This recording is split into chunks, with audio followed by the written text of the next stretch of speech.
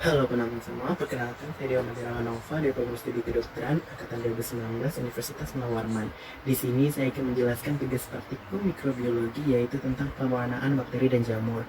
Tugas ini dilaksanakan sebagai pemenuhan nilai dan juga sebagai pengganti kegiatan praktikum mikrobiologi karena kami tidak dapat melaksanakannya di adanya wabah pandemi COVID-19 ini. Di sini saya namakan starter pack karena di sini saya anggap sebagai sebuah ilmu awal bagi kita untuk melaksanakan praktikum mikrobiologi. Jadi kalau kita tidak memiliki starter pack ini, jadi istilahnya kayak kita tuh nggak tahu apa-apa di lab gitu loh. Jadi kita harus mempersiapkan diri terlebih dahulu. Nah, di sini ada istilah-istilah sulit yang biasanya ada pada praktikum mikrobiologi dan juga ada referensi-referensi untuk praktikum mikrobiologi. Di sini ada peralatan-peralatan yang biasanya kita temukan di lab mikrobiologi. Di sini ada bunsen sebagai sumber panas, biasanya untuk fiksasi, di mana di sini akan membunuh bakteri dan juga untuk agar bakteri tersebut itu tetap berada pada posisi pada kaca objek, berisi cawan Petri sebagai media tumbuh dari mikroorganisme, bisa bakteri, jamur dan sebagainya. Di sini ada inkubator, oven, autoclave, dan di sini ada jarum os atau inoculating loop. Nah, jarum os ini berguna untuk kita mengambil bakteri, memanaskan bakteri, dan mencampurkannya dengan pewarna-pewarna yang ada. Terus selanjutnya di sini ada kaca preparat. Terus selanjutnya di sini ada tabung reaksi dan rak tabung reaksi untuk bisa juga sebagai media tumbuh dari mikroorganisme. Dan paling penting adalah kalian harus menggunakan handscoon dan juga masker, istilahnya alat pelindung diri (APD) saat melakukan praktikum mikrobiologi ini. Nah, di sini saya tetapkan tujuan pembelajaran dari video ini. Di sini untuk menjelaskan teknik dasar pewarnaan itu kita harus mengetahui terlebih dahulu bagaimana cara mempersiapkan smears atau lumuran itu. Jadi kalau kita sudah tahu bagaimana cara mempersiapkan smears, kita pasti sudah tahu. Jadi lebih gampang lah istilahnya kita tuh untuk melakukan step-step yang lain. Jadi di sini pertama kita yang paling penting itu mempersiapkan alat dan sediaan yang ada. Kita harus memastikan dulu mikroorganisme yang akan kita observasi ini tumbuh di media apa, media padatkah atau di media cair atau basah. Nah, selanjutnya kalau dari media padat kita harus lakukan step ini. Pertama kita teteskan air salin 0,85% atau air aja, itu ke posisi yang telah ditentukan di kaca objek dengan menggunakan jarum os, tapi bisa juga dengan menggunakan pipet. Nah, baru selanjutnya di sini ambil permukaan koloni mikroorganisme pada media padat dengan ujung jarum os. Di sini juga dikatakan gambarnya, lalu letakkan dengan air salin yang di kaca objek. Nah, selanjutnya pembuatan dari media cair. Di sini pertama kita ambil jarum os, lalu ambil juga tabung penampung media cair tersebut, lalu seperti ini ada jarumnya, ini tabungnya, nanti di sini nahan, ini yang akan mutar. Nah, begitu. Oke, selanjutnya kita ambil mikroorganisme tersebut dengan jarum os, lalu tutup kembali. Lalu selanjutnya letakkan spesimen di kaca objek. Nah, itu untuk tekniknya. Nanti selanjutnya ini ada lagi masih biarkan mengering. Nah, atau istilahnya air dry. Jadi di sini kita biarkannya sekitar 1 menit atau 2 menit agar dia mengering terlebih dahulu, biar dia bercampur gitu istilahnya. Baru selanjutnya di sini panaskan kaca objek dengan ujung api dari bunsen. Kenapa harus di ujungnya? Karena itulah titik terpanas pada bunsen tersebut. Nah, selanjutnya ini pemanasan bunsen ini dinamakan juga dengan step fiksasi.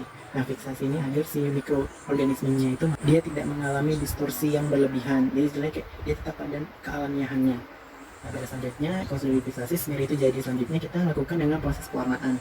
Nah, saat mengaplikasikan pewarnaan ini saya kasih bold karena di sini akan dijelaskan di learning objective kita yang kedua. Nah, selanjutnya dibasahi dengan air agar pewarnaan yang berlebihan itu terbilas. Lalu selanjutnya keringkan kaca objek yang absorbent paper, kalau ada, kalau tidak ya biarkan saja dulu. Lalu selanjutnya mikroorganisme mikroskopik itu siap untuk diperiksa. Nah, ini sudah. Lalu selanjutnya kita ke step 2 yaitu menjelaskan jenis pewarnaan dalam pewarnaan spesimen. Nah, di sini jenis pewarnaan itu dibagi menjadi 3, yaitu simple stain atau pewarnaan sederhana, differential stain atau pewarnaan diferensial, dan terakhir itu special stain atau pewarnaan spesifik atau pewarnaan khusus. Yang pertama yaitu adalah simple stain. Simple stain ini berguna untuk menentukan susunan dan bentuk dari mikroorganisme, yang dimana pewarna yang digunakan itu methylene blue, carbocushin, crystal violet, dan safranin. Nah, methylene blue itu yang berwarna biru, carbocushin itu yang sedikit merah, crystal violet itu yang warna lembayung, dan safranin itu yang warna merah atau pink. Nah, selanjutnya itu pewarnaan jamur. Nah, di sini ada pewarnaan jamur. Pewarnaan jamur itu di sini menggunakan lactophenol cotton blue sebagai pengganti air salin, di mana kalau kita lihat juga dari pertumbuhan dari media padat itu dia kan menggunakan air. Nah, kalau di sini dia seperti pertumbuhan menggunakan metode media padat, tapi dia menggunakan lactophenol cotton blue sebagai pengganti air salin. Lalu selanjutnya kita ambil jamur dari media tumbuh. Lalu selanjutnya di sini kita tidak usah panaskan, baru sini kita letakkan jamur tersebut pada lactophenol cotton blue-nya. Lalu selanjutnya tidak usah dipanaskan, langsung saja tutup dengan cover gelas seperti ini. Baru akhirnya mikroorganisme ini siap untuk diobservasi. Nah, ini hasil dari mikroskop dari pewarnaan sederhana dan juga pewarnaan jamur dengan lactophenol cotton blue. Nah, selanjutnya itu ada differential stain atau pewarna diferensial. Di sini pewarna diferensial itu berguna untuk dapat membedakan jenis bakteri yang bermacam-macam. Karena kita tahu bakteri itu ada yang bakteri gram positif dan gram negatif. Di sini jenis pewarna diferensial itu ada gram stain atau pewarna gram dan acid stain atau pewarna sancapan yang biasa disebut dengan pewarna Ansel-Nielsen. Sudah di sini ada pewarnaan gram, di mana pewarnaan gram ini ditemukan oleh Hans Christian Gram pada tahun 1886. Di sini tahap-tahapnya pertama kita tetesi pewarna ungu yaitu crystal violet pada smear yang telah kita fiksasi tadi. Lalu selanjutnya setelah beberapa waktu pewarna ungu tersebut dibilas dengan air.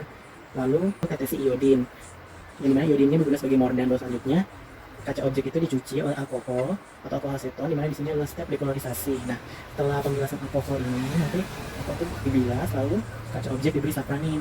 Dimana sapranin itu warna pink atau merah. Di sini smear, kemudian akan basah lagi, lalu kita tunggu sampai kering. Hasilnya spesimen itu bisa dilihat secara mikroskopis. Nah, ini adalah hasil dari pewarnaan gram. Di sini gram positif itu dia berwarna ungu. Kenapa? Karena peptidoglikannya itu tebal sekali, sehingga saat dia dibilas dengan alkohol itu dia bilasnya alkohol atau dekolorisasi itu dia tidak akan menghilangkan warna ungu yang diberikan.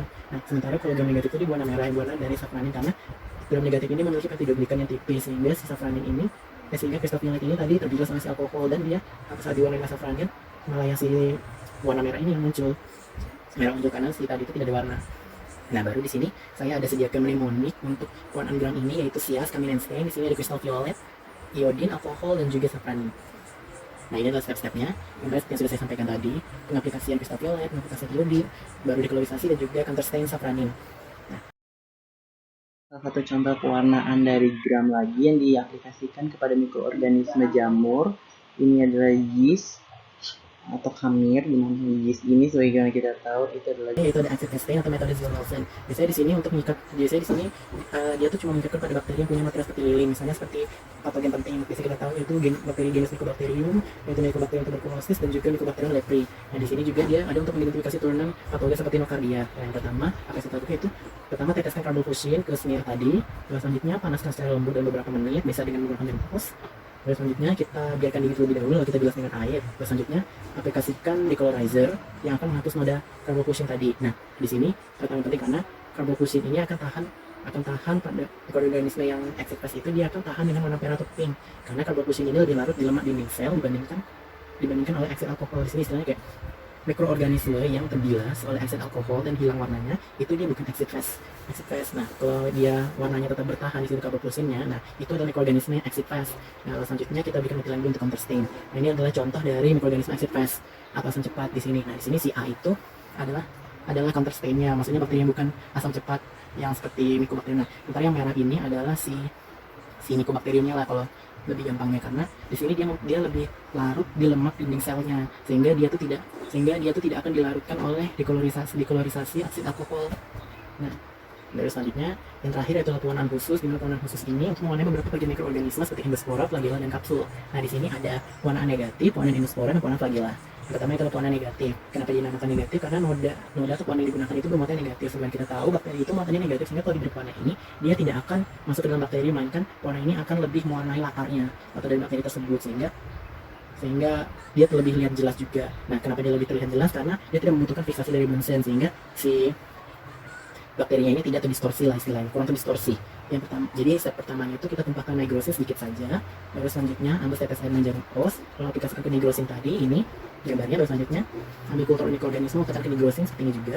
Lalu selanjutnya ambil gelas objek kedua, lalu buatlah hapusan noda seperti hapusan darah peti. Nah, di sini kita harus memperhatikan bagaimana sudut yang kita buat dari pembuatan hapusan ini. Nah, sudut kita hapusan darah itu, kalau misalnya kita sudutnya segini, itu dia akan menghasilkan noda yang tebal, segini noda yang tipis. Nah, di sini set. Nah, di sini kita usahakan untuk buat noda yang tipis, yang pas, tidak terlalu tebal. Kalau sudah dibuat hapusan itu langsung buang si yang kedua tadi, gelas objek yang kedua tadi, agar dia tidak karena dia itu terkontaminasi oleh bakteri. Lalu selanjutnya jangan difiksasi dengan panas. Selanjutnya ini spesimen sudah observasi. Nah, ini adalah hasil observasi dari pewarna negatif. Pewarna negatif ini untuk mengidentifikasi kapsul dari bakteri. Baru selanjutnya ini adalah pewarna endospora atau Schaefer-Fulton endospore stain. Di sini untuk mendeteksi adanya endospora pada bakteri. Nah, kalau misalnya bakteri itu dalam keadaan bahaya atau mau mati lah istilahnya, jadi dia itu menggunakan endospora sebagai sumber energinya. Nah, di sini endospora itu diidentifikasi dengan warna malachite green. Di sini ini hasil dari pewarnaan endospora. Di sini warna hijau itu endospora, sementara warna merah itu adalah warna metopin itu adalah sel-selnya. Nah, yang terakhir adalah pewarnaan flagella. Di sini pertama itu dia untuk mengetahui adanya flagella. Ini referensi yang saya gunakan untuk tugas praktikum mikrobiologi kali ini, yaitu mikrobiologi Tortora dan mikrobiologi Jowett. Jadi itulah tugas praktikum mikrobiologi saya. Terima kasih atas perhatiannya semua. Semoga terima kasih juga atas penyimakannya. Semoga ilmu yang saya sampaikan ini bermanfaat. Selamat siang. Sampai jumpa. Selamat beraktivitas kembali. Jaga kesehatan dan tetap stay at home. Dadah.